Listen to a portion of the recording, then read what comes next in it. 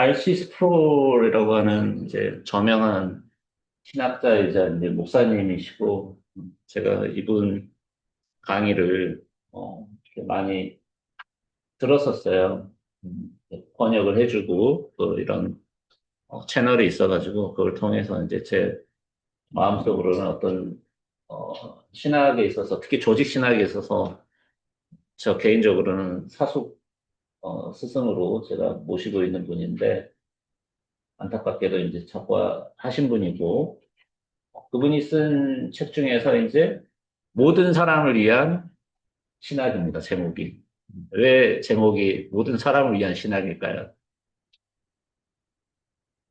두 가지 측면이 있는 것 같아요. 첫 번째로는 일반 대중들에게도 쉽게 접근할 수 있도록 꽤 이분이 어, 굉장히 명쾌하게 이렇게 설명하는 스타일이에요. 보통 교수님들의 특징이 어렵게 설명하는 분들이 많아요. 어려운 용어를 쓰면서 현학적으로. 근데 이분은 굉장히 일반 대중들에게도 쉽게 명쾌하게 전달하는 걸로 꽤 유명하신 분인데 사실 그 의미보다는 더 큰 의미는 뭐냐면 여러분들께서 이제 어떤 사역을 위해서 또는 어떤 목회 지도자가 되기 위한 리더가 되기 위해서 이렇게 보통 우리는 신학교를 다닙니다. 근데 또 신학을 하죠. 근데 이분의 생각은 뭐냐면 모든 사람들이 다 신학자가 돼야 된다라는 마인드를 갖고 계세요. 그러니까 우리가 성도들은 나는 그냥 평신도니까 그냥 일반 성도니까 성경 연구 안 해도 돼. 신학 공부 안 해도 돼라는 게 아니라 우리가 하나님의 말씀인 또 하나님께서 보여주신 계시를 잘 보기 위해서는 또 그것을 잘 이해하고 하나님을 알기 위해서는 뭐가 필요하냐면 어떤 조직적인 체계의 교리를 우리가 기둥을 세워야 하는 것이고 체계를 잡고 있어야 이 성경에 대한 이해를 할 수 있는 거기 때문에 모든 사람은 사실 하나님을 믿는 모든 성도, 모든 사람들은 전부 신학자다. 라는 어떤 철학을 갖고 계신 분이죠. 소개는 이걸로 마치고요. 오늘은 제1부, 교재를 보시면 제1부에 해당되는 분량을 나가도록 하겠습니다. 앞으로 제 계획은 늦어도 1월 달 안으로는 이 책을 다 끝낼 거고요. 이 책에 대한 내용은 온라인으로 올리지는 않을 겁니다. 온라인으로 올리지 않고 실시간 이렇게 대면 수업할 때만 이 책으로 나아가서 큰 이변이 없는 한 지난번처럼 뭐 천재지변이 없는 한 한 달에 두 번씩 정도 강의를 할 예정입니다. 이 조직 신학이 가장 중요하기 때문이죠.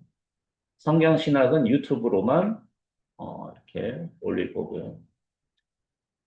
우리가 왜 성경을 통해서 하나님을 배워야 하냐라는 내용인데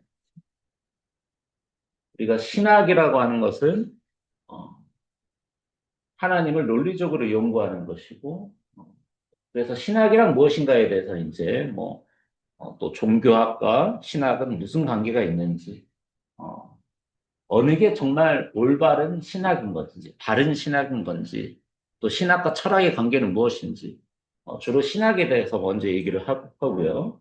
또 계시란 무엇인가? 계시가 일반 계시와 특별 계시가 있고, 일반 계시에서도 우리 인간의 어떤 양심이라는 어떤 그런 간접적인 계시가 있는 반면에 우리가 자연을 통해서 보여주는 자연 계시도 있고, 또 이제 성경이 이제 특별 계시에 해당되는데, 바로 이 성경은 무엇인지, 또 성경에 대한 관점, 철학적인 입장, 자유주의 신학자들의 관점, 또 이 RC 스프로가 굉장히 경계하고 있는 신전통주의적인 입장, 이런 입장들이 성경을 어떻게 보고 있는 건지에 대한 내용들, 마지막으로 우리가 이런 것들을 믿음 생활을 하고 우리가 삶을 살아가는 데 있어서 최종적인 기준이 되는 것이 바로 신학이 아니라 성경이어야 된다는. 그래서 굉장히 전통 개혁주의 신학 중에서도 복음주의자시고 성경으로 우리는 항상 최종 근거를 삼아야 된다라는 이 바이블 빌리버, 이 성경주의자입니다. 그래서 이 스프롤의 어떤 이런 관점이 저하고도 굉장히 잘 맞아서 오늘 이 내용을 좀 빠르게 1시간 정도에 걸쳐서 쉬는 시간 없이 나갈 겁니다. 종교학과 신학은 무엇이 다를까? 종교학은 religious studies라고 하고 신학은 이제 theology라고 하는데 어, 엊그저께 이제 지난 주일에 제가 그 우리나라 이제 서울대학교에 종교학과가 있어요. 서울대학교 종교학과를 졸업하신 목사님하고 이제 교제할 일이 있어서 그 교회에 가서 한두 시간 정도 이렇게 같이 이야기를 나눴는데 제가 어떤 질문을 드렸냐면 그 목사님한테 아니 서울대학교 종교학과를 나오셔가지고 굉장히 그분의 이제 설교도 들었는데 굉장히 정통 개혁주의 신학에 기반한 설교를 하고 계시더라고요. 그래서 목사님 대단하시다. 어떻게 속된 말로 그 종교학과라고 하는 그 학문 베이스 학부의 베이스를 가지고서 그런 어떤 정말 정통적인 근본주의적인 그런 목회 설교를 하십니까? 라고 이렇게 여쭸더니 제가 어떤 의도로 얘기한지 알고 계시더라고요. 왜냐하면 어, 종교학과는 종교다원주의적인 사상을 기반으로 하고 있는 학과여서 그냥 이 세상에 많은 종교가 있는데 다양한 어떤 문화적인 현상 중에 종교적인 현상이 있는데 그 중에 어떤 근동 지역에서 출현한 그런 하나의 기독교로서 이렇게 연구하는 게 종교학적 접근이지 우리처럼 어떤 이게 말씀이 절대적인 권위가 있고 이게 인간이 만든 종교가 아니라 하나님이 직접 말씀하신 것을 인간이 그냥 계시로서 받아들였다 이렇게 생각하지 않아요.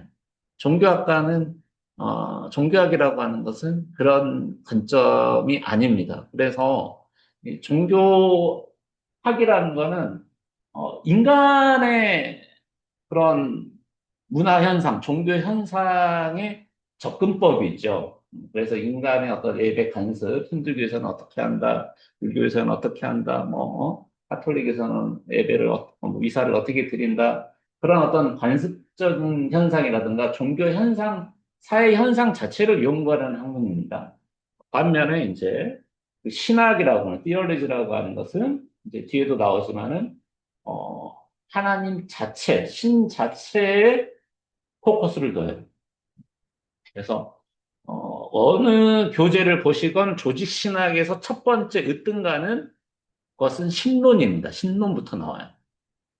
하나님이란 어떤 분이신가? 우리가 성경을 연구하는 이유도 하나님을 알기 위해서거든요. 그러니까 하나님을 모르면 안 돼요. 하나님 자체에 대한 연구, 신 자체에 대한 연구이기 때문에 신학입니다. 말 그대로. 신에 대한 연구입니다. 자, 종교에 대한 연구와 신에 대한 종교학과 신학은 그래서 굉장히 이 간극이 큰, 라는 것을 여러분들 아셔야 될 거고요. 우리는 이제 종교학을 접근하는 게 아니라 신학을 공부하는 거죠. 그래서 오른쪽에 이제 핵심 명제 신학은 인간이 종교를 어떻게 경험하는가 이 인간의 포커스가 있는 게 아니라 하나님은 누구신가에 대한 질문입니다. 그래서 티올로지는 테오스라고 하는 이 하나님 신을 뜻하는 어, 용어와 로고스죠. 우리가 로고스인데 요한복음에 나오는 로고스 말씀이죠 말씀. 말씀으로 번역을 하는데 우리가 이제 철학으로는 이걸 이제 논리, 어떤 논리적 구조를 가지고 있는 사상, 그런 원리, 때로는 뭐 이성적인, 논리적인 이런 거를 이제 로고스, 헬라어로 로고스라고 그러는데 이 티올로지라고 하는 것은 쉽게 얘기해서 이 하나님의 말씀을 하나님의 어떤 사상을 이제 공부하는 거다라는 겁니다. 그래서 우리가 생물학이 생명을 연구하고 인류학이 인간을 연구해서 인류학이듯이 신학은 하나님, 신을 연구하기 때문에 우리가 기독교적 관점에서, 기독교적 대학에서 연구할 때 신학은 하나님을 연구하는 겁니다. 근데 이제 앞에 조직자가 붙었어요. 우리가 성경 신학에 대해서는 개론 시간에 다 설명을 드렸는데, 오늘은 이제 본격적으로 이 조직 신학을 더서 얘기를 앞에 이제 가로하고 조직이 붙었어요. 신학이긴 신학인데, 조직적으로 말 그대로 기본적인 교리, 일관된 체계. 그래서 전체 얼개를 완전히 우리가 건물을 세울 때 가장 구조의 그 틀이 되는 겁니다. 가장 밑바탕이 되는 거예요. 그래서 조직 신학이 삐그덕거리고 조직 신학이 잘못된 조직 신학 체계 토대 위에서 집을 지으면 전부 무너지는 겁니다. 그 구체적인 성경 구절 하나가 중요한 게 아니라 전체 틀이 중요한 거죠.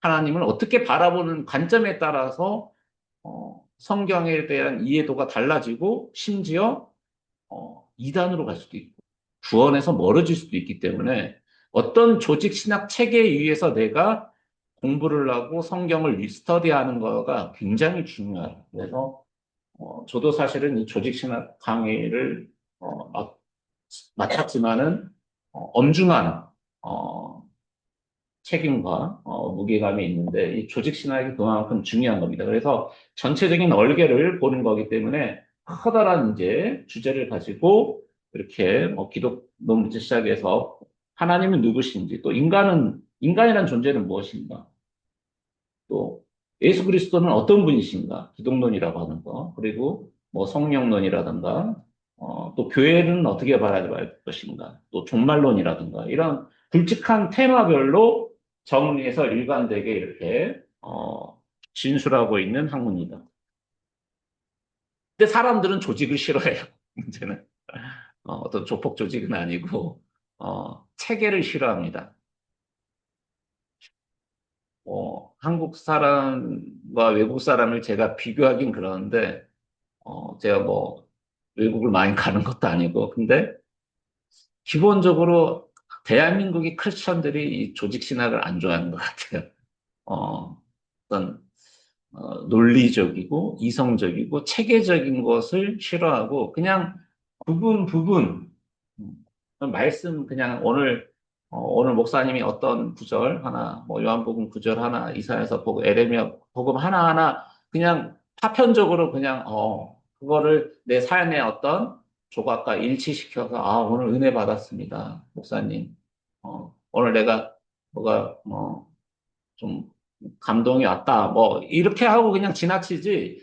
이게 진짜 하나님 말씀인 성경 전체 틀을 내가 완전히 구조를 이해하겠다. 이게 이제 사실 머리 아프고, 골치 아프고, 또 그런 것들이 오히려 은혜가 안 돼. 그죠? 은혜가 안 된다고 생각해요. 그런 디테일한 그런 말씀 속에서 우리 삶을 연결시키는 그런 것들이 중요하지. 뭐 전체적인 큰 구조 설계가 어떻고 이거 뭐 왠지 철학인 것 같고 너무 성경을 그냥 이렇게 재단하는 것 같고 성경을 너무 뭐랄까 살아있는 생동감 있는 말씀, 생명 같은 말씀의 생명력을 오히려 어떻습니까? 떨어뜨린다라고 이렇게 생각을 해서 이 사람들은 신학에도 거부감이 있지만 조직 신학에 대해서 성경 신학은 그래도 괜찮아요. 그죠? 말씀에 대해서 우리가 쭉 역사적으로 어떻게 이게 이루어지고 성취되는가를 보니까 괜찮을 수 있어요. 근데 조직 신학은 더 싫어한다. 특히 현대인들은 더 싫어한다. 이 현대 이 모더니즘 시대를 거쳐서 지금 포스트 모더니즘이라고 하는데 다원주의로 가고 있고요. 아까 우리 종교학도 얘기했지만, 상대주의로 가고 있고, 포스트 모더니즘으로 가고 있기 때문에, 현대 철학과 현대 그런 문화 사조나 그런 인식은 굉장히 개인주의적이고, 그냥 내가 바라보는 거가, 독자가, 주관적 관점이죠. 내가 성경을 그렇게 이해했으면 그게 옳은 거야. 내가 진리야. 이 상대주의 진리거든요. 내가 생각하는 게 내 의지가 중요한 거고, 내 주체적인 판단이 중요한 거지, 내 실존적인 그런 경험이 중요한 것이지, 누군가가 어떤 체계를 딱, 말이죠. 이렇게 설계들을 딱 그려놓고, 자, 여기에 맞춰서 성경을 읽어. 이게 일종의 폭력이라는 거죠. 이거에 대한 이 현대인들의 어떤 그 알러지 반응이 있습니다. 이 거부감이 있어요. 그래서 근데 이제 우리가 오해해야 될 게 뭐냐면 이 조직 신학을 거부하는 사람들의 논리는 뭐냐면 이게 오히려 성경을 훼손한다. 음. 이 말은 반은 맞고 반은 틀려요. 왜냐하면 조직 신학을 성경 위에 있진 않죠. 절대적으로 신학이 성경 위에 있을 수가 없습니다. 조직 신학 그 얼개가 나오게 되는 그 결과물이 성경으로부터 나온 것이지 어떤 철학으로부터 나온다거나 인간적인 생각으로 나와서 그 얼개와 체계를 세운 거는 아니거든요.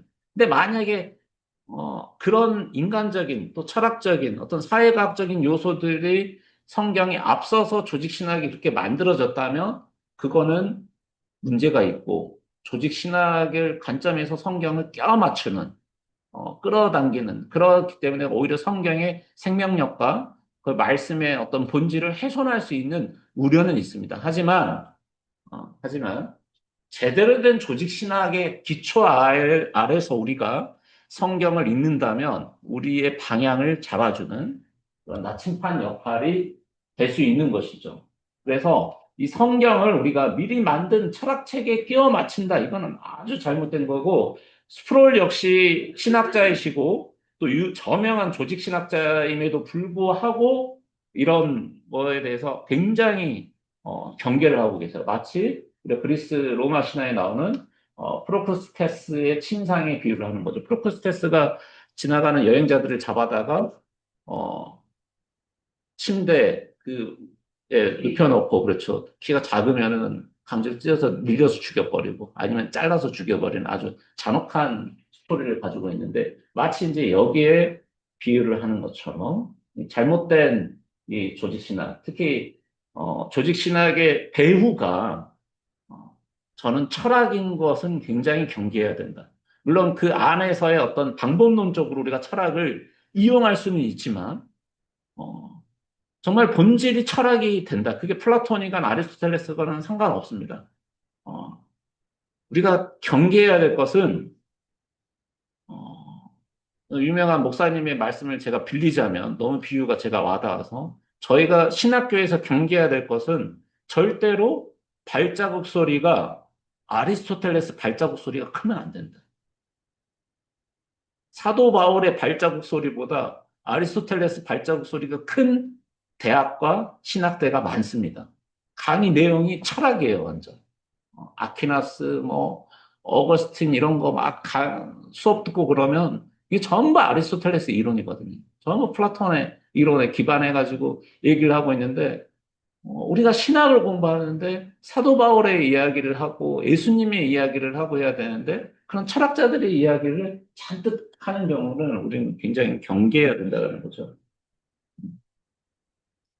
자, 그러면은 이 조직 신학이 서기 위해서 어, 어떤 그 중요한 세 가지가 뭐냐? 세 가지 기둥이 뭐냐? 하나는 계시입니다, 계시. 하나님을 우리에게 진리를 주는데 그분이 내가 하나님이라는 것을 드러내는 것을 계시라고 하는데 그분의 창조물인 자연을 통해서 계시해 줄 수도 있고요. 그분의 종인 선지자들을 통해서 또는 신약시대 사도들을 통해서 말씀이죠. 이제 그게 이제 구약과 신약을 이루고 있는데 그걸 통해서 드러내주고 있는 게 바로 계시입니다. 두 번째는 뭐냐면 하나님은 그러니까 분명히 드러내시는 하나님이지 감추는 하나님이 아니에요. 우리가 종교에서 밀교라는 게 있습니다. 밀교. 그 힌두교 쪽에도 있고, 뭐, 불교 쪽에도 있고, 그런, 어, 다양한 종교들은 밀교, 도교에도 밀교 같은 게 있는데, 불교에도 밀교가 있고 그러는데, 비밀 내에 너희들한테만 내가 전수해 줄게.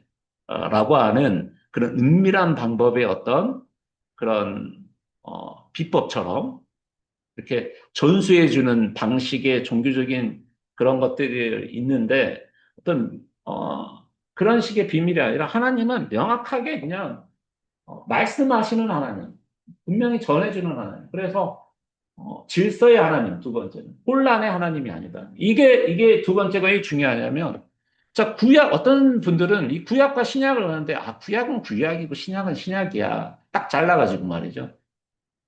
아, 구약의 하나님은 구약의 하나님이고, 신약의 하나님은 신약의 하나님. 제가 여기 오면은 다른 사람이고, 집에 가면 다른 사람인가요? 같은 사람이에요. 역할은 좀 다르지, 같은 사람, 본질은 변하지 않죠. 하나님이 구약의 하나님인데 갑자기 하나님이 바뀐 건가요? 신약 시대에 오면? 하나님은 변하지 않습니다.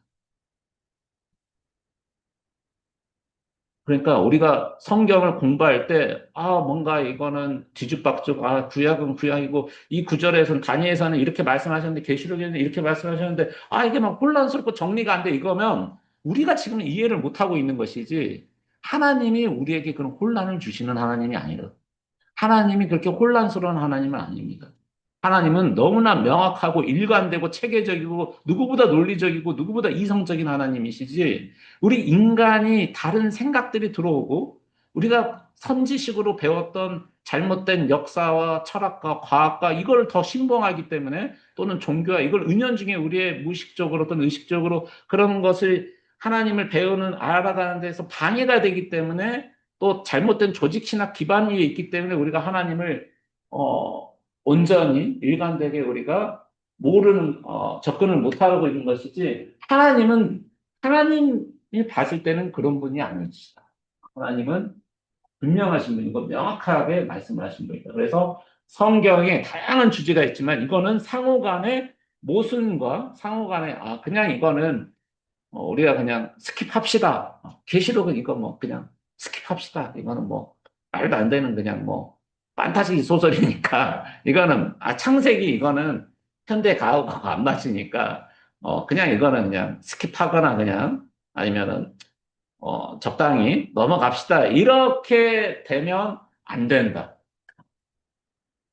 세상의 학문을 더 우위에 두기 때문에 그런 혼란이 일어나고 불일치가 일어나고 모순이 일어나는 것처럼 보이지만 성경 말씀의 모든 말씀과 주제는 명확하게 일치하고 일관된다. 그래서 제가 가장 좋아하는 단어가 정합성입니다. 정합성을 가지고 있지 않으면 내가 공부가 잘못된 방식으로 내가 이해를 잘못하고 있는 거예요. 인간이 잘못하고 있는 거지, 하나님의 말씀에 오류가 있거나, 하나님의 말씀에 어떤 일관성과 통일성이 저해되는, 구약의 무슨 구절과 신약의 무슨 구절, 이게 상충되는데요. 이렇게 얘기하는 건 아니다. 전혀 상충되지 않습니다. 단 한 말씀도 상충되지 않습니다. 자, 우리가 이제 성경신학을, 계속 나아가고 있는데요. 이 성경 신학과 조직 신학에 대한 차이에 대해서 간단하게 아시스토플이 얘기했던 내용을 얘기를 하면 이 성경은 하나님의 말씀이 이 계시가 역사 속에서 쭉 구약과 신약을 통해서 어떻게 주어지고 성취되는지 살펴보는 거고요. 우리는 이제 구약 같은 경우에는 언약 중심으로 하나님의 언약이 어떻게 이루어져 가는지 쭉 살펴보고 있죠. 아담 시대부터 시작해서 족장 시대를 거쳐서 이제 왕의 시대로 넘어가고 있는데, 이제 신약은 하나님 나라라고 하는 주제가 하나님 나라가 어떻게 선포되고 나중에 계시록에서 어떻게 완전해지는지, 역사적인 맥락으로 쭉 구약과 신약이 이렇게 이루어지는 반면에 조직 신학은 성경 전체를 모아가지고 체계를 세우는 관계다. 그래서 이 성경 신학과 조직 신학이 서로 상호적인 관계에 있다. 둘 다 중요하죠. 신학은 과학인가? 이것도 세모입니다. 절반은 맞고 절반은 틀려요. 우리가 흔히 사이언스 그러면은 자연과학만 생각하는데 원래 과학은 과학이라고 하는 이 사이언스라는 단어는 학문이라는 뜻이에요. 체계적인 학문을 사이언스라고 하고요. 이것도 라틴어에서 기원한 건데 체계적인 학문, 체계적인 지식 이거에 전부 다 과학입니다. 그 중에서 우리가 탐구 대상이 자연이면 자연과학이고 사회현상이면 사회과학이고 그렇죠. 그래서 자연과학처럼 접근하는 방식은 아니지만 체계적인 지식을 갖고 있고 과학적인 것을 갖고 있다는 의미에서 신학은 과학의 일종이라고도 볼 수 있어요. 일가는 체계를 갖고 있다.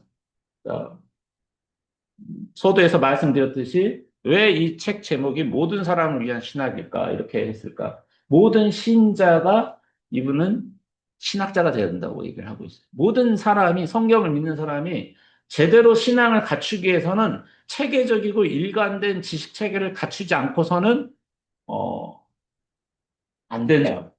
불충분한다. 그러면 나는 모르는데요. 모르는 사람이 있기 때문에 성경 말씀에도 성경 교사가 있는 거죠. 또 목사님 교사가 있는 것이고 누군가는 가르쳐야 돼요. 누군가는 연구해야 되고 학교에서 정말 다른 세상적인 공부는 정말 열심히 가르칩니다. 열심히 공부하고 막 학원도 다니고 애들 과외도 하고 근데 성경 과외한다는 사람 봤어요? 보셨어요? 내 자녀를 위해서 내가 유능한 신학자와 그 목회자를 불러서 내 아들, 내 딸이 바른 신앙 체계를 갖기 위해서 성경 과외를 시키겠다. 없어요. 우리는 그냥 성경은 학문이 아니라고 생각하고 그냥 믿음이라는 게 약간 감정적이고 어떤 초이성적인 그런 걸로 생각하고 때로는 비합리적인 그런 내용이라고 생각해서 공부의 대상이 아니라고 생각해요. 그래서 저도 더 열심히 해야 되겠지만은 교회를 30년 다녀도 성경책이 깨끗하신 분들도 있어요. 진짜입니다. 교회 30년 다니면 뭐 합니까? 성경을 연구를 안 하면 모르는 거죠.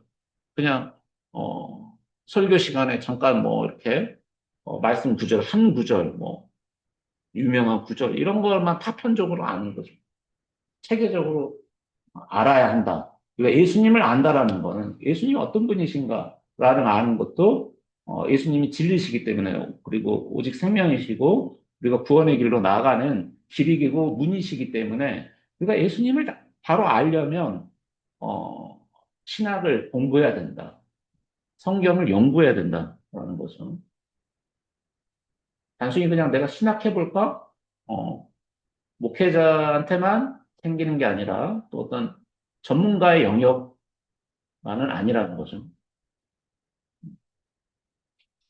자, 성경 연구에 대해서 구절이 있습니다. 디모데후서 3장 16절, 17절 말씀이죠.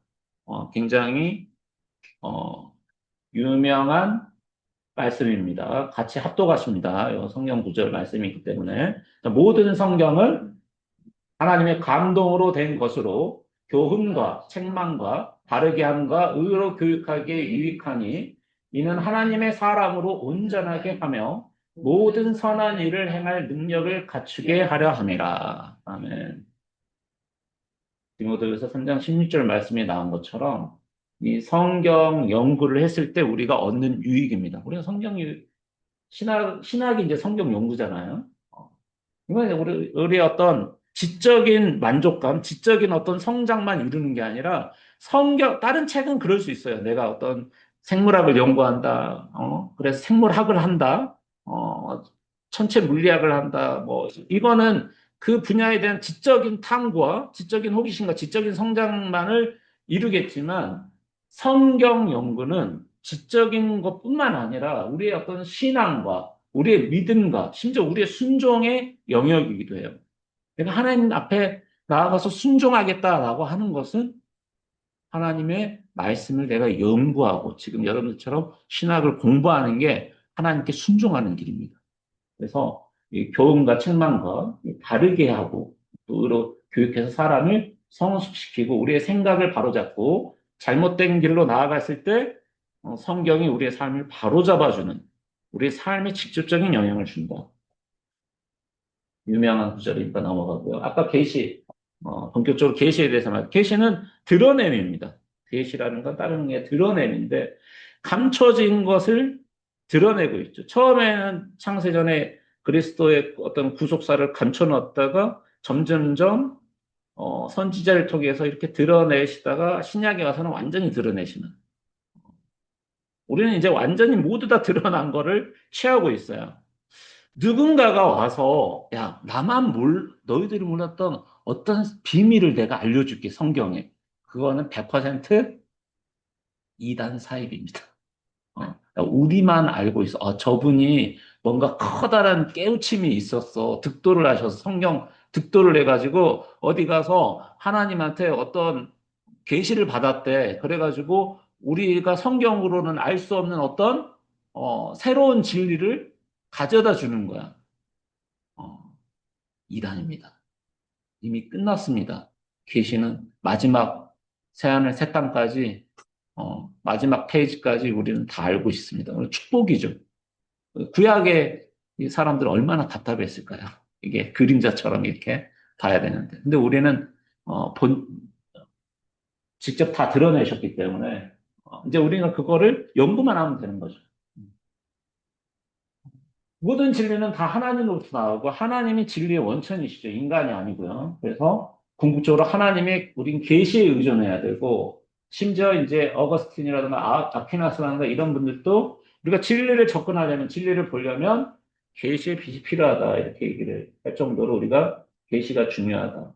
자, 계시 중에 이제 첫 번째로 우리가 크게 나눠서 일반 계시와 특별 계시로 나눌 수 있는데 어, 뭐 일반 계시, 특별 계시 이게 나누는 거는 너무나 이제 신학교의 단골 주제죠. 음. 일반 계시가 왜 일반일까? 왜 일반적이라고 했을까? 모든 사람에게 주어지니까. 심지어 불신자의 때까지. 글자를 모르는 사람들까지 전부. 나는 문맹인데 나는 하나님을 접해보지 못한 이슬람 국가, 뭐 불교 국가에서 난 태어났는데 뭐 아프리카 나는 부족인데 상관없어요. 하나님은 모든 사람들한테 다 본인을 드러내십니다. 하나님에 대한 일반적인 지식을 다 알려주고요. 하지만 구체적인 그리스도가 누구시고 그리스도의 속죄의 의미와 부활의 어떤 구속사적 의미를 디테일하게 아는 것은 일반 계시가 아니죠. 나는 예수님이 어떤 분이시고 예수 그리스도가 우리를 위해서 왜 십자가에서 죽으셨는지 그 내용은 성경을 통하지 않고는 또 성경을 누가 선포한 그걸 듣지 않고서는 몰라요. 특별한 거죠. 특별 계시죠. 하지만 일반적인 거, 하늘의 별을 보는 거, 전 세계 어디서든 별 볼 수 있습니다. 어, 봄, 여름, 가을, 겨울이 이렇게 하늘에 새가 날아다니고 이런 자연 피조물을 보면서 창조주가 계시구나. 하나님이 계시구나. 핑계할 수 없다, 사도가. 창조주의 그 능력, 이 자연물을 보고 감탄하고, 지금은 이제 사람들이 자연물을 잘 안 보고 하루 종일 휴대폰만 보고 있어서 요즘 아이들이 하나님의 이 아름다운 별도 보고 자연물을 감상하고, 이 자녀들한테 그런 기회를 많이 줘야 되는데 맨날 TV만 보고 있죠. 또 우리의 양심이 있다. 모든 사람들은 어, 사실 도둑질 하지 말아라, 간음하지 말아라, 그거 잘못된 거야 라고 말 안 해도 알아요. 어렸을 때 내가 남의 물건 훔치면 선생님이 꼭 가르쳐 줘야 또 성경에서 십계명으로 도둑질 하지 말아라고 그렇게 계시를 해줘야 아는 게 아니라 누구나 양심이 있다. 율법을 받지 않아도 우리 마음 안에 율법이 있죠. 이방인들한테 다 있습니다. 동일하게 주셨어요. 보편적인 겁니다. 보편적이기 때문에 이거를 일반 계시라고 한 거고요. 일반 계시가 있기 때문에 만약에 특별 계시만 있었으면 핑계 댈 수 있어요. 하나님, 저는 기독교 집안에서 안 태어나서 복음을 모릅니다. 저는 무식해가지고 글자를 못 읽어요. 문맹입니다. 우리 집 교육의 기회를 받지 못했어요. 라고 하면 핑계 댈 수 있잖아. 나중에 하나님 앞에 가서. 근데 핑계 댈 수 없어요. 우리가 죄를 지은 거에 대해서 다 하나하나 심판하시는데 알고서도 지은 죄는 더 크지만 모르고서도 죄를 지은 것도 야, 네 양심의 목소리가 안 들리든 하늘의 자연을 보고서도 어리석게도 그 우상을 만들어 갖고 그 새를 만들고 동물을 만들어서 소를 만들어서 거기에다가 절하고 그게 지금 맞는 거야? 다 자기 욕심 때문에 그런 거거든요. 우상 숭배처럼 타락했기 때문에 핑계할 수 없다. 자, 로마서 1장 20절이죠. 자, 같이 합독하십니다. 창세로부터 그의 보이지 아니하는 것들, 곧 그의 영원하신 능력과 신성이 그가 만드신 만물에 분명히 보여 알려졌나니, 그러므로 그들이 핑계하지 못할지니라. 아멘. 굉장히 무서운 구절입니다, 한편으로.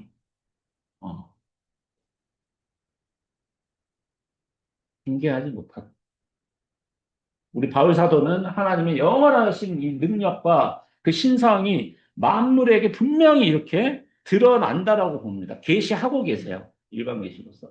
그렇기 때문에 우리는 또 우리의 마음 안에 그런 의로움과 그 양심, 의와 불의를 이렇게 판단하고 거짓과 잘못을 우리가 분별할 수 있는 마음과 양심과 그런 지성과 이런 것들이 환경과 교육하고는 무관하게 모두에게 다 주어져 있기 때문에 우리는 그걸 몰라서가 아니고 우리가 타락했기 때문에 그런 거죠.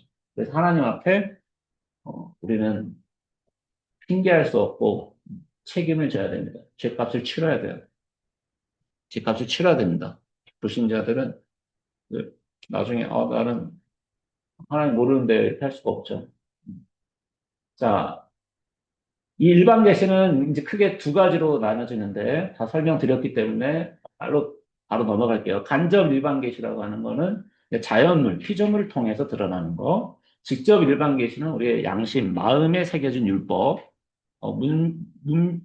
문서화된 율법은 이스라엘 민족들에게 내려졌지만 우리 이방인들에게는 마음에 새겨진, 마음의 돌판에 새겨진 율법을 우리는 받았다.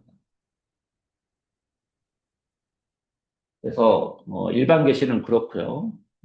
특별 계시가 있습니다. 그래서 특별 계시는 정말 우리가 자연물을 아무리 관찰해도 알 수가 없어요. 오직 주로 성경에 기록되어 있고 또 직접 들은 사람들도 있죠. 옛날 구약 사람들은 성경 읽기 전에는 어, 그 절정의 내용은 뭐냐? 바로 그리스도시죠. 우리 구원자.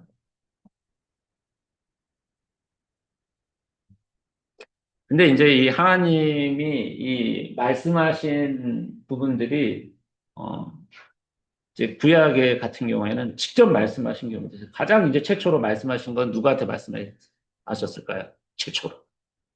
아담이죠. 아담아, 너 어디 가느냐? 아담이 죄를 지어서 숨으니까. 아담아, 너 어디 가느냐? 이렇게. 직접 음성 들은 거예요. 직접 음성입니다. 근데 이제 기드원처럼 이제 꿈이나 또 표적, 기드원이 이제 의심을 하니까, 양털로, 표적을 구하잖아요. 다 적게 하고 양털만 그냥 마르게 뽀송뽀송. 아니면 반대로 양털만 적게 하시오. 그 자연 상태에서 있을 수 없는 일인데, 그런 이적과 어떤 표적을 보여줌으로써, 하나님이 이제 꿈으로도, 누군가에게는 꿈으로도 보여주시고, 표적으로도 보여주시고, 또 이제 우림과 둠빔이라고 하는 게 있는데 우림과 둠빔의 구체적인 내용은 성경에 기록되어 있지 않아요. 그래서 우리가 추정할 뿐인데 아마도 이제 성소 안에 그런 이제 어, 그 흉패라고 해야 될까요? 그 안에 어떤 제비뽑기 형식으로 내가 어떤 일을 할까요라고 했을 때 S나 NO로 해서 어떤 뽑기 형식으로 된 것이 아닐까. 성경에 보면은 이제 제사장이 들어가가지고 우리 민족이 어떤 거를 해야 하는데 어, 이거를 좀 하나님 보여주십시오. 우리가 지금 전쟁을 나아가야 됩니까? 전쟁을 안 나가야 됩니까? 라고 했을 때 그거에 대한 계시를 어, 보여주는 어떤 표지표 같은 역할을 했대요. 근데 이게 어떻게 생겼는지조차 모르고요. 어떤 내용인지도 몰라서 추정할 수밖에 없는데 아마도 제비뽑기 같은 게 아닐까라는 생각을 하는 게 뭐냐면 성경에서 제비뽑기가 많이 나오죠. 요나 선지자도 그때도 이제 사람들이 제비뽑기에서 하나님의 뜻을 했고, 12사도 중에서 한 명의 사도가 탈락됐잖아요. 아론 유다가 탈락돼서 다음 사도인 마따야를 선출할 때도 제비뽑기를 했거든요. 그래서 제비뽑기를 하는 게 그냥 운에 맡기는 게 아니라 하나님이 거기에서 개입을 하셔가지고 이게 뽑히도록 하기 때문에 그런 어떤 장치로서 제사장이 어떤 판단을 하는 그런 내용이다. 이제 둠밈은 어떤 완전함을 뜻한다라고 해요. 우리 둠밈. 보이는 형태로 나타나시고, 드러나는 형태로. 그래서 어떤 불로서 이렇게 드러나신 떨기나무의 불로서 나타나거나 불기둥으로 나타나거나 뭐 구름이 쫙 깔린다거나 하나님이 이제 보이는 형태로서 신현이라고 하고요. 제일 이제 많은 게 이제 선지자와 사도를 통해서 이 대언자들을 통해서 말씀을 전하시죠. 그래서 하나님의 영이 임한 자들에게 그 입술이 주장케 하는 그런 계시의 대변자로서. 그래서 여호와께서 말씀하시되 이 선지자들이 자기가 얘기하는 게 아니라 자기 생각을 얘기하는 게 아니라 하나님의 말씀을 대신 이야기하는 거예요. 그래서 이 계시의 대변자로서 우리가 구약의 선지자들, 신약의 사도들이 있다. 성경의 권위는 그래서 그 말씀을 대변하는 그 사람에게 있는 게 아니라 교회에도 마찬가지입니다. 설교자인 목사님에게 권위가 있는 게 아니에요. 근데 우리는 목사님에게 말씀을 순종하죠. 왜냐하면 목사님의 말씀에 목사님의 포커스가 있는 게 아니라 목사님의 말씀이 바로 누구 거기 때문에 하나님의 말씀이기 때문에 목회자가 설교 내용이 지극히 성경적이면 그 말씀에 힘과 권위가 있는 겁니다. 근데 목사님이 하나님 말씀을 안 해. 맨 세상적인 거 얘기하고 철학 얘기하면 힘이 없는 거예요. 권위가 없어요. 뭐 권위가 있을 수가 없는 거죠. 그런 권위는 인간적인 권위이기 때문에 우상이 될 수 있습니다. 잘못하면. 성경의 권위.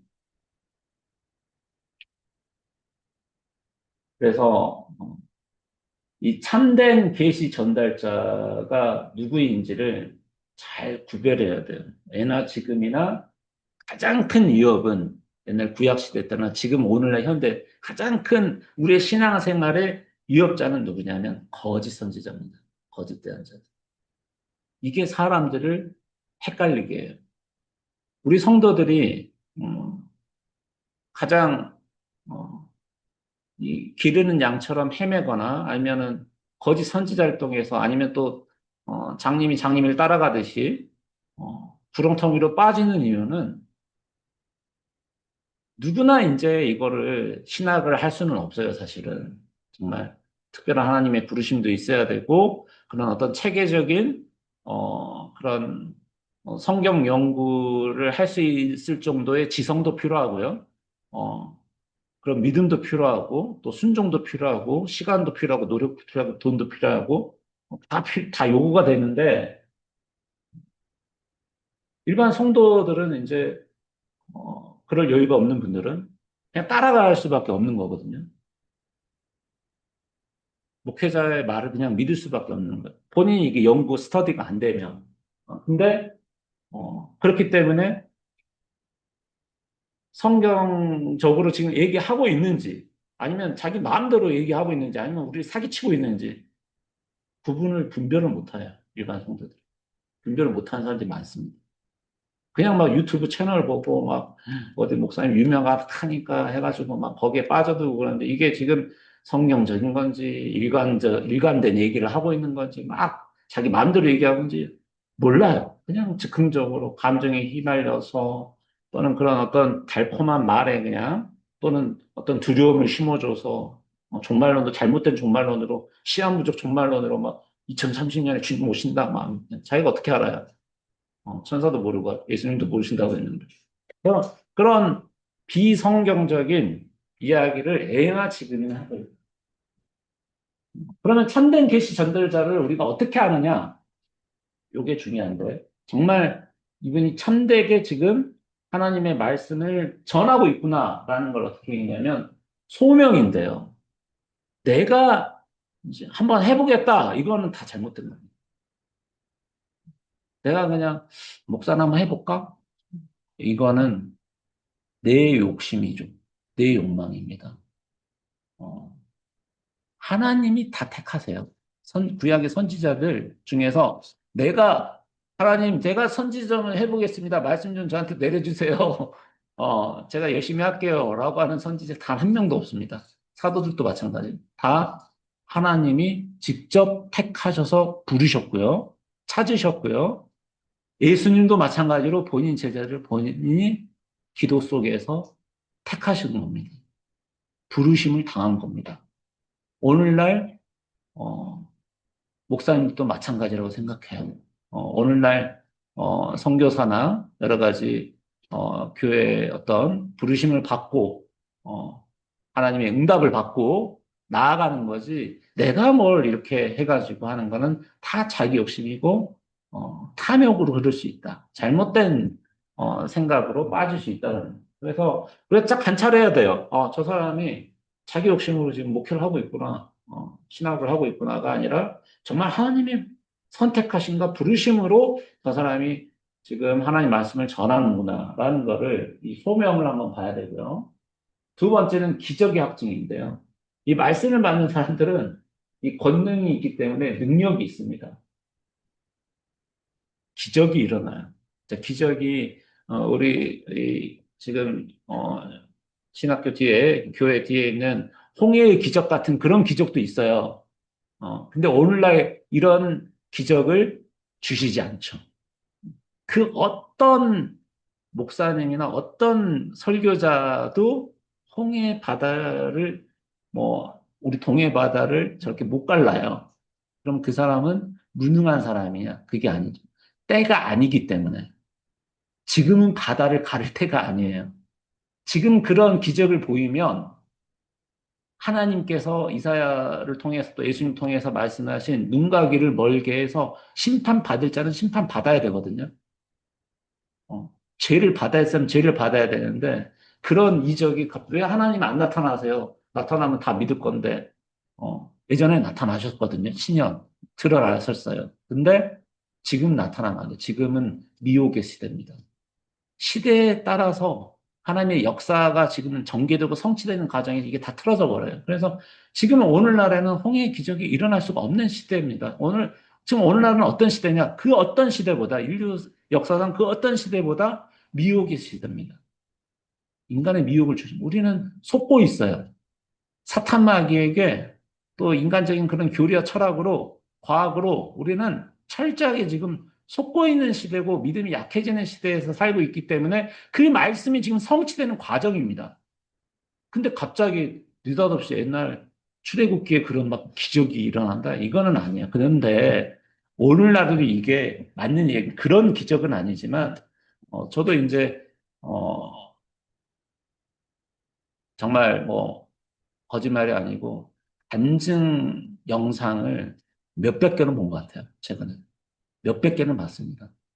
가장 저에게 마음이 와닿았던 간증 영상은 탈북민들의 간증인데, 북한에 또 이렇게 가서 또 사역을 전달하다가 고초를 당하신 이상 목사님이라든가 이런 분들이 간증이 제일 와닿았는데, 어쨌든 목사가 돼서 또는 또 목사님의 간증뿐만 아니라 일반 성도님들이 자기가 아팠을 때, 기도했을 때 정말 치유가 될 수 없는 건데 병원에서도 다 포기했는데 갑자기 기적적으로 뭐가 치유가 되고 어떤 일들이 말도 안 되는 조합으로 해서 막 일들이 일어나고 정말 인간의 어떤 계산과 인간의 어떤 능력으로는 이게 풀어지지 않는 것들인데 정말 초자연적인 말도 안 되는 일들이 막 일어나서 이게 해결되거나 어떤 하나님의 영광이 드러나는 그런 일들이 우리의 삶 속에 너무나 많아요. 관심을 기울이지 않아서 그렇지 너무 많습니다. 아마 여러분들도 크고 작은 일들을 겪으셨을 텐데 그런 게 다 기적입니다. 사실 저는 제가 성경을 믿는 것 자체 기적이에요. 어, 제가 성경을 믿는 자체가 기적이거든요. 그러니까 그런 하나님의 말씀과 권능으로 그런 성령님의 어떤 충만함으로 그 사역을 통해서 그런 기적이 그런 일어나고 있는 거죠. 그리고 여러 가지 이제 능력이 있습니다. 어떤 치유의 능력도 있고 우리가 성령의 은사 중에서 또 가르침의 은사도 있고 또 방언의 은사도 있고 뭐 통역의 은사도 있고 다 있는데 그 중에 하나가 이제 애언이거든요. 그래서 진정한 이 대언자의 가장 최고의 능력 중에 하나는 애언입니다. 애언 능력이 있어요. 그래서 뭐 무당이 되라는 건 아니고요. 무당처럼 뭐가 될까야 뭐 이렇게 그런 어떤 세속적인 어떤 질문에 대한 애언은 아닌 거고 적어도 우리가 어떤 하나님의 고속사적인 어떤 역사가 성취되는 그 과정에서 그게 어떤 커다란 어떤 민족적이고 구분을 점치는 그런 애언, 뭐 에레미야나 이사야처럼 그런 거시적인 그런 애언 은사가 아닐지어도 그래도 삶을 살피는 데 있어서의 어떤 애언의 능력이 있고 그것이 말씀의 선포가 실제로 성취되는 바를 봐야 되겠죠. 근데 오늘날에는 이제 사실 이 계시가 다 전수가 됐기 때문에 누구나 예언을 할 수 있습니다. 왜냐하면 성경의 예언서거든요. 성경 말씀이 아직 성취되지 않은 예언들은 내가 얘기를 했다. 그러면 나중에 성취될 거니까 예언이 되는 거거든요. 특별계시의 이제 절정은 히브리서 1장 1절로 2절까지인데 바로 예수 그리스도시죠. 하나님께서 정말 드러내고 싶은 게 뭐냐? 뭐, 별을 만들어서, 야, 별 봐라. 엄청나지. 물론 이제 별도 경이로운데, 하늘의 별들도, 자연물도, 또 인간도. 하지만 정말 이 하나님의 말씀을 통해서 구약과 신약을 통틀어서 드러내고 싶은 그 메시지는 바로 우리 주 예수 그리스도시다. 그래서 히브리서 1장 1절, 2절입니다. 합독하시면 옛적에 선지자들을 통하여 여러 부분과 여러 모양으로 우리 조상들에게 말씀하신 하나님이 이 모든 날 마지막에는 아들을 통하여 우리에게 말씀하셨으니 이 아들을 만유의 상속자로 세우시고 또 그로 말미암아 모든 세계를 지으셨느니라. 아멘. 바로 아들을 통해서 말씀하시고 이 그리스도가 그랬기 때문에 저는 이제 사랑을 만날 때, 만나 뵙게 돼서 오늘 권사님 영광입니다. 이런 목사님 만나 뵙게 돼서 영광입니다라는 말을 하지 않습니다. 영광이란 단어는 오직 불꽃같이 그냥 경이로운 그 영광은 광채는 오직 하나님 그리고 그분의 하나님의 영광이 그 본체의 형상이신 가장 완전한 형상이신 예수 그리스도만이 영광이라는 단어를 써야 되는 것이지 인간한테 만나서 영광입니다. 만나서 반갑다, 뭐 감사하다라는 얘기하지만 영광이다라는 얘기는 저 개인적으로는 뭐 집착일지 모르나 지역적인 얘기들보다 저는 안 쓰고 있거든요. 크리스천 되고 나서부터는. 또 기록된 말씀들은 이게 이제 재미난 게 뭐냐면 이게 우리가 봐야 될 게 요한복음 말씀처럼 성육신 돼서 오신 게 바로 예수 그리스도시고 예수 그리스도가 말씀이죠. 로고스, 말씀 그 자체입니다. 그래서 천지를 창조하실 때 말씀을 통해서 모든 만물이 창조됐다. 그러니까 예수 그리스도를 통해서 모든 만물이 창조됐다 같은 말이죠. 말씀을 통하지 않고서는 그 어떤 피조물도 탄생하지 못하고 창조되지 못합니다. 즉 예수 그리스도를 통하지 않고서는 그 어떤 창조물도 나오지를 못하거든요. 그렇기 때문에 온 세상은 다 예수님을 통해서 예수님에게 속하는 겁니다. 귀속되는 겁니다. 그래서 만유의 상속자로 세우시고 그로 말미암아서 그를 통해서 모든 세계가 지어졌다. 지으심을 받았다. 그렇기 때문에 그리스도가 뭐 단순하게 그냥 선지자 아니야? 뭐 유대인들처럼 또는 이슬람 그런 계통처럼 그냥 한 뭐 선지자고 한 분의 어떤 랍비고 뭐 그 정도로 보는 게 아니죠. 예수님은 모든 세상을 그를 통해서 지어졌다.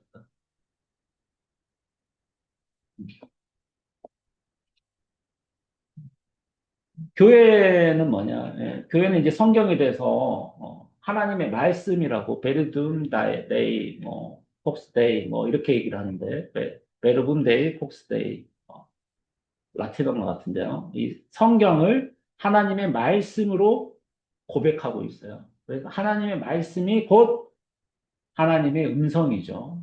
하나님의 음성. 그래서 하나님이 직접 손으로 쓰시지는 않았어요. 하나님이 직접 손으로 쓴 거는 하나님의 이제 불꽃이 돌판에 새겨진 율법이 있고요.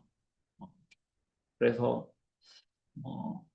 어떤 이제 신학자분들 중에서는 예수님께서 이제 그 바리새인이나 율법학자들이 예수님을 시험하기 위해서 곤란에 빠뜨리게 하기 위해서 가늠한 여자, 새벽에 가늠한 여자를 해놓고 돌로 쳐 죽여야 되냐 말아야 되냐를 테스트했을 때, 예수님이 테스트했을 때, 예수님께서 동그랗게 이렇게 바닥에 원을 그어서 막 글을 쓰셔요. 손가락으로. 그 내용이 뭐냐? 성경에는 안 나와요. 근데 그게 이제 십계명이다. 라고 이제 주장하시는 분이 많은데, 마치 하나님이 그분의 손짓으로, 그분의 불꽃으로 모세에게 돌판으로 이제 십계명을 쫙 써내려온 것처럼 그의 아들인 예수님께서 이 땅에 오셔서 빛으로 오셔서 손가락으로 이렇게 쓰셨다라고 이렇게 일관되게 주장이죠. 우리는 뭐 성경에서 얘기 안 한 거니까 추정할 수밖에 없는데 그거를 제약으로는 전부 다 뭐냐면 말씀으로 하신 거예요. 예수님도 다 말씀하셨지 예수님이 글을 쓰신 분은 아니거든요. 다 직접 쓰지는 않았다. 그 말씀을 들은 사람들이 이제 쓴 거죠.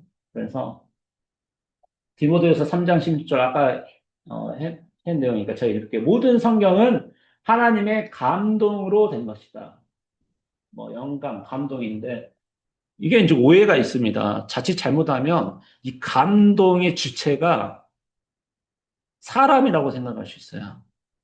그래서 내가 쉽게 말하면 성경 저자가 성경을 기록한 사람이 내가 그냥 감동받아가지고 내가 쓴 거다. 내가 감흥해가지고 내가 반응해가지고 쓴 거다가 아니라 하나님의 감동이라고 하는 것은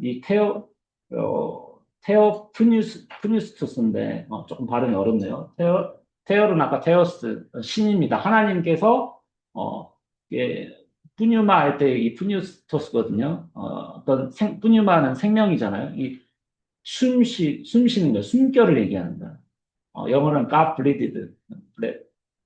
하나님의 숨심, 숨 내심, 특히 이제 숨결을 불어내시는 거거든요.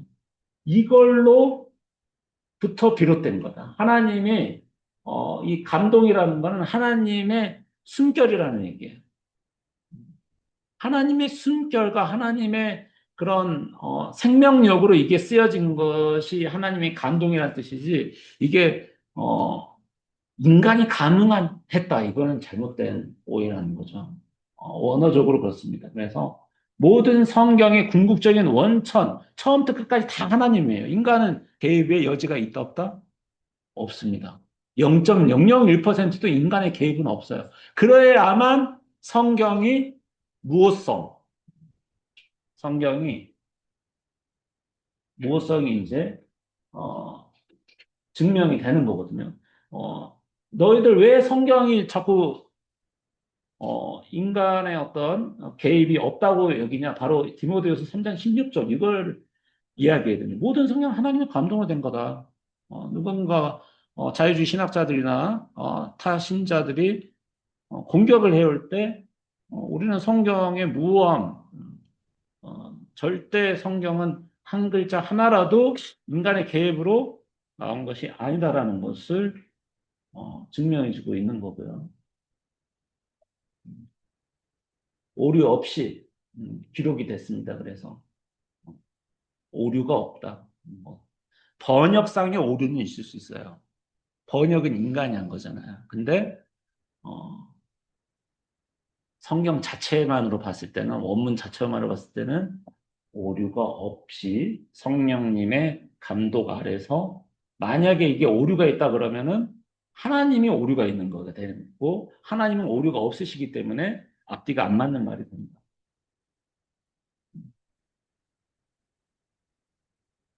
그러니까 무오류 성경 무오서를 주장하는 입장에서 익히 여러분들께서 아셔야 될 단어가 또 들어봤을 단어가 이 축자 영감인데요. 축자 영감. 그러니까 어떤 전체적인 메시지를 인간에게 전달한 게 아니라 그냥 두리뭉실하게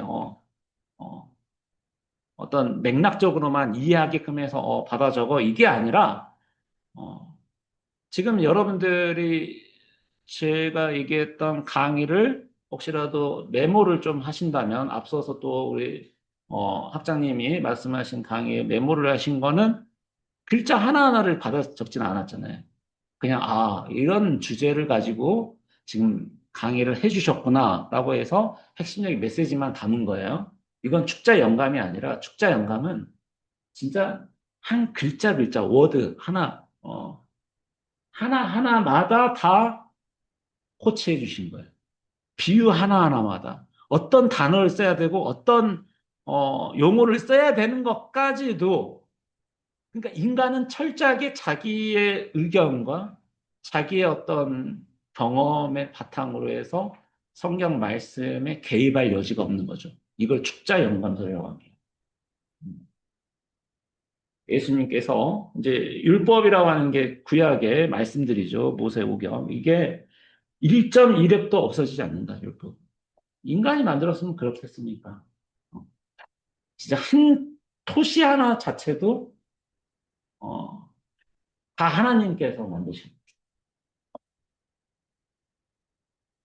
그래서 제대로 이제 성경을 연구하기 위해서는 원문 연구를 해야 된다. 사실은 뭐 이제 성경학자들이 하는 거죠. 어, 이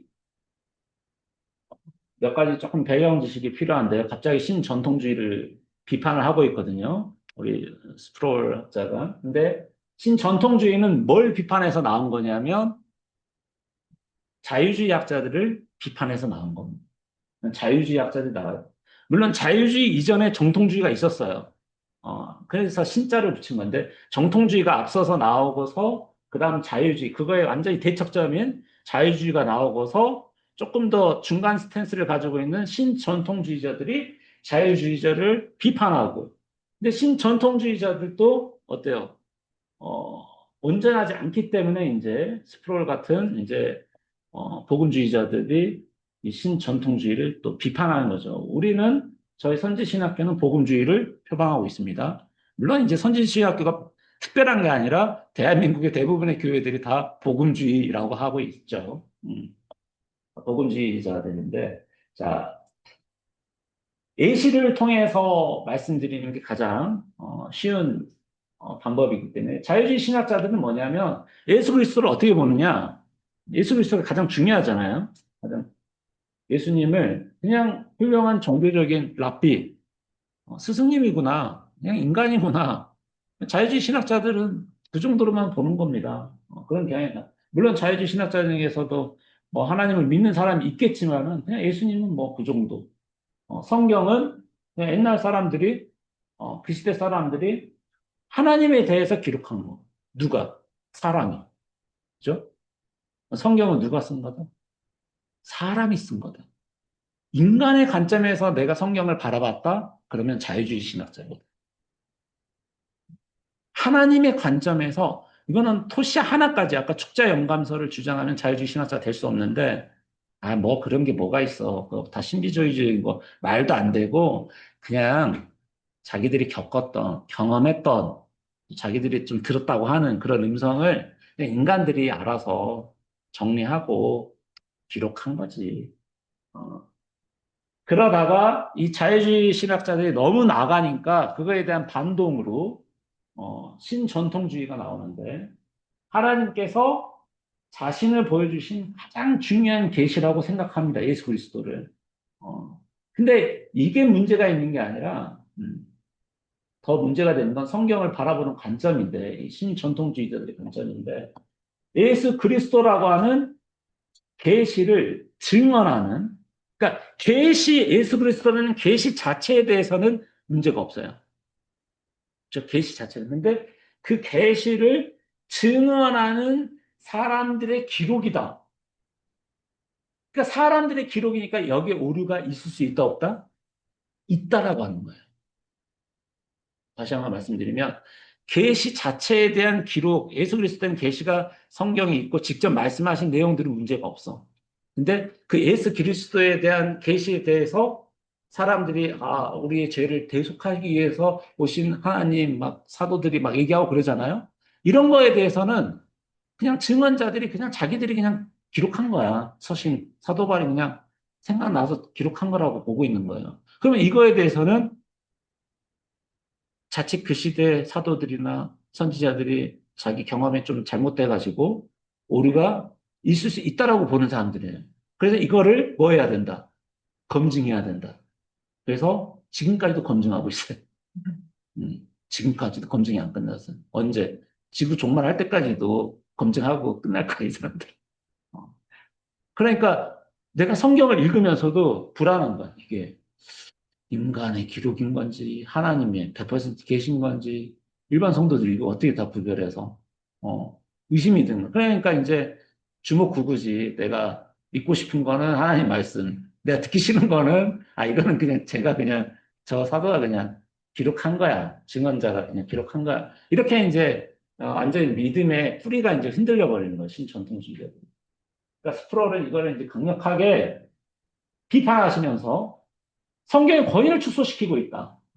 그러므로 명확하게 예수 그리스도는 우리 구원자시고 하나님의 아들이시고 베드로의 고백처럼 또 모든 성경은 아까 축자 영감, 성령의 영감으로 하나하나 다 기록된 하나님의 살아있는 말씀이 온전히 우리에게 텍스트로 주어진 거다라고 믿는 게 이제 복음주의자입니다. 복음주의자죠. 그래서 이 복음주의자들이 이제 쓰는 용어가 흔히 이제 성경 무호설과 불호성인데 무호성하고 불호성은 비슷비슷한 내용이에요.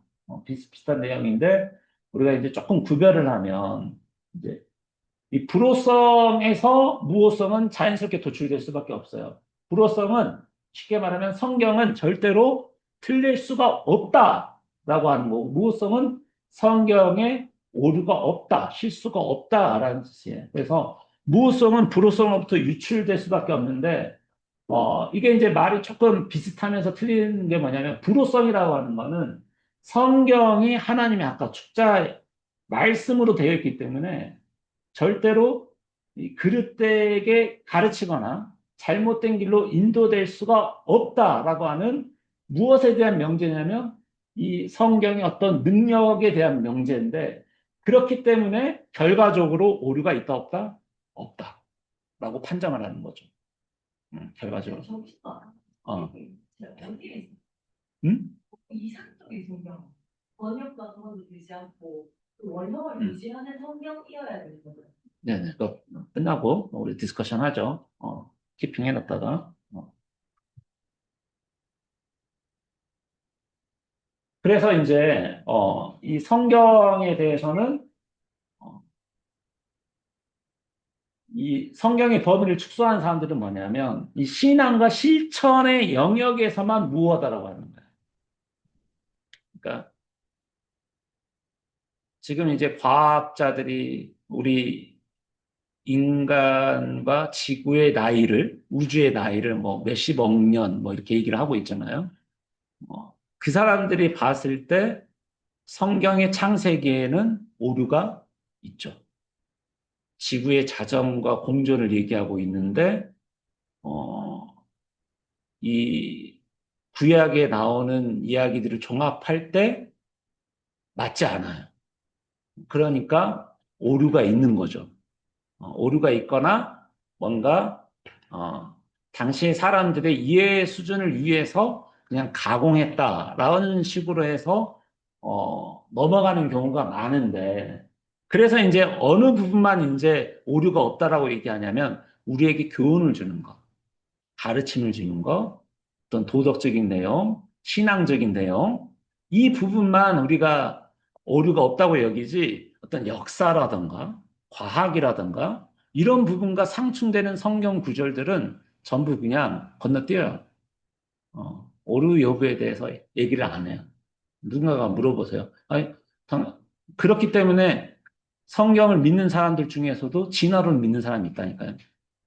진화론을 믿어요. 유신 진화론이라고 하는 걸 만들어서 진화의 과정이 있었는데 성경에 그렇게 디테일하게 그냥 안 나온 거다.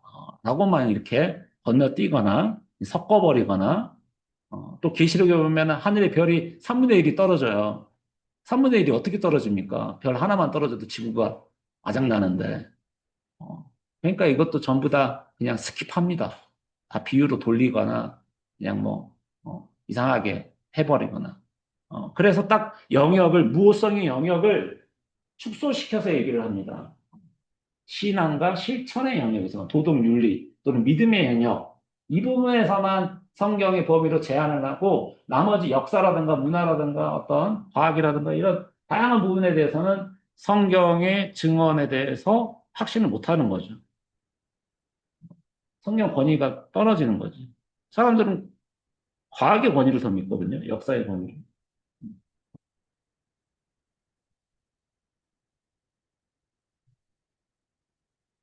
그러면 이제 이 성경의 권위를 그러면 누가 부여했느냐? 우리가 어떻게 하느냐? 예수님 직접 증언하셨어요. 예수님께서 이 성경을 폐하지 못한다. 아버지의 말씀이 진리라고 하셨고, 어, 우리가 이제 아까도 말씀드렸듯이 하나님의 감동으로서 모든 성경 물자들은 다 지어졌고, 이 세상의 모든 천지가 다 없어질지언정, 율법은 1.1획도 사라지지 않고요. 오직 하나님의 말씀만이 온전하고 그 말씀이 기록된 성경의 권위, 성경을 절대 폐하지 못한다. 그래서 성경의 권위를 의심하는 것은 예수 그리스도를 의심하는 거고 성경에 대한 무호성에 대해서 의심하는 행위는 믿음에 대해서 의심하는 거고 예수님의 말씀을 의심하는 게 되는 겁니다.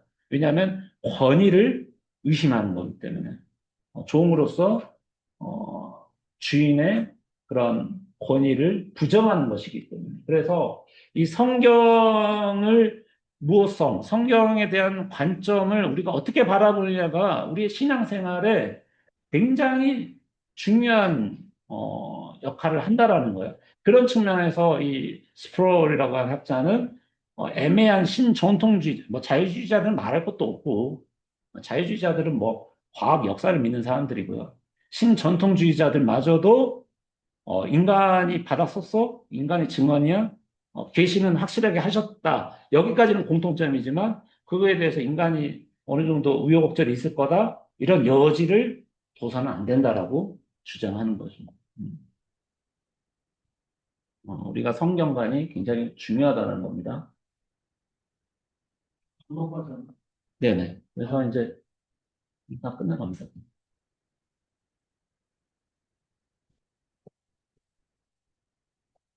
그래서 이제 성경이 모든 어, 것의 기준이 됩니다.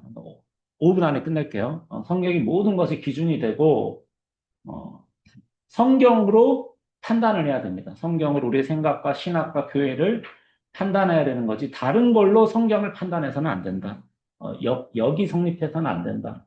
그래서 캐논이라고 하는 게 이제 정경이라는 뜻인데 켈러 카논에서 나온 말인데 갈대나 측량대라는 건데 우리가 잣대라고 보시면 돼요. 어떤 기준이 되는 것을 우리가 정경, 캐논이라고 합니다. 그래서 교회에서 믿고 실천하는 최종 기준으로 정경을 삼았고요. 그 외의 문서들을 전부 다 삭제하고 문서에서 빠르게 이제 초기 교회 사람들이 이거를 분류를 해서 배제를 했습니다. 그래서 정경 논쟁이 있고요. 이거는 뭐 나중에 우리가 성경 그래서 정경으로 66번을 이제 우리가 보고 있죠. 이 문제는 나중에 말씀 더 드리기로 하고 반면에 이제 로마 카톨릭계에서는 일부 외경을 보고 있어서 카톨릭 성경이 더 두껍습니다. 참고하시고요. 음. 궁극적인 권위는 오직 성경이죠. 그래서 종교개혁자들이 얘기하는 게 로마 카톨릭 교회에서는 이 교황의 권위를 또 특별하게 여기고 그러는데 또 그 카톨릭 교회의 권위. 근데 우리의 오직 권위는 오직 성경입니다. 개혁신약의 특징이죠. 그래서 교회는 정경을 우리가 그냥 창안했냐, 사람들이 정경을 결정했냐, 어, 이렇게 얘기하면, 아, 이거마저도 66번을 정한 거마저도 인간들이 개입한 거 아니냐라고 의심할 수 있지만, 적어도 정통 개혁신학에서는 이 정경을 결정하는 과정에서도 우리가 그것을 그 권위, 정경에 대한 권위에 우리가 승복하고 수용한 거지, 우리가 그것을 권위를 부여하거나 우리가 창안하지 않았다. 우리가 받아들였다라고 보는 겁니다.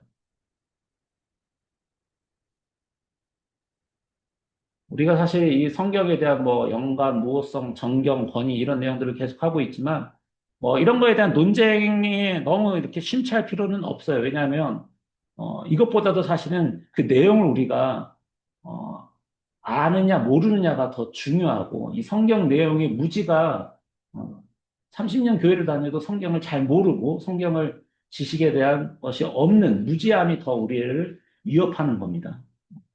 저는 뭐 성경 66권 다 알면 외경도 또 위경도 공부할 필요가 있다고 생각해요. 근데 66권도 모르는데 정경도 제대로 우리가 잘 숙지가 안 되고 내용을 모르는데 뭐 위경 논쟁까지 휘말릴 필요는 없다. 그 이후의 문제다. 또 여유가 있는 사람들의 문제다. 그래서 마지막인데 우리가 이제 다음 달부터 본격적으로 오늘은 이제 개강 시간이었고 신론으로 넘어갈 겁니다. 그래서 하나님은 누구신가? 가장 중요한 문제죠. 하나님 어떤 분이신지 다음 시간에 함께 배우도록 하겠습니다. 고생하셨어요. 아,